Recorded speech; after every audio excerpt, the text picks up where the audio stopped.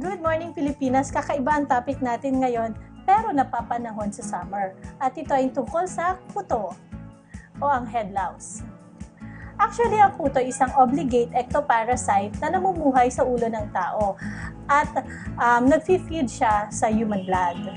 Ang scientific name ng kuto ay Pediculus humanus capitis. Kadalasan lumalaki ito ng mga 0.25 to 0.3 cm kapag adult na.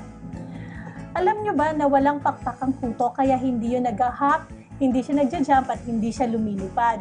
Ang tanging paraan lang para ma-infect tayo nito ay kapag nagkaroon tayo ng contact or nagkaroon ng head-to-head contact. Kadalasan ang mga naapektuhan ng kuto or ng infestation ng head louse is yung mga bata at mga teenager. Kasi sila yung pag naglalaro, so nagkakaroon sila ng contact kasama ng mga kalaro nila. At ganoon din naman sa mga teenager, minsan naghihiraman sila ng mga supply, so ugaliin natin yung proper hygiene. Kadalasan makati ang ulo natin kung nagkakaroon tayo ng kuto. Pero minsan din asymptomatic ito.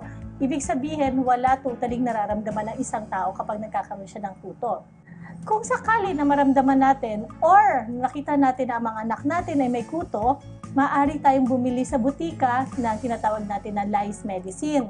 Or pwede rin naman tayong gumamit ng mga home remedy na tulad ng vinegar. Ang gagawin lang natin dito is pagkatapos nating liguan ng ating mga anak or pagkatapos nating i-shampoo ang buhok nila, lagyan lang natin ng vinegar, yung pure na vinegar sa ulo, and then i-leave natin yun for 15 minutes. And then afterwards, ipat natin ng tuyong towel, and then makikita natin na yung mga kuto sumasama yun sa towel. Pwede rin tayong gumamit ng mga neat combs or yung tinatawag nating suyod. Sa pamamagitan nito, hindi lang yung mga kuto at saka yung mga kayumad or kuyumad, yung mga maliliit na kuto, ang maaalis natin, maaari din nating maalis yung mga lisa or yung mga eggs, yung mga nits na tinatawag natin. And then, kailangan natin siyang every 2 to 3 days, i-check kung meron pa mga natitirang kuto.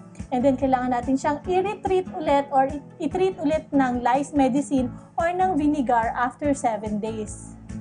At after 1 week to 2 weeks, i-make sure natin na lahat ng mga tinitreatment natin sa bahay natin is wala na talagang kuto or hindi na infested ng head louse.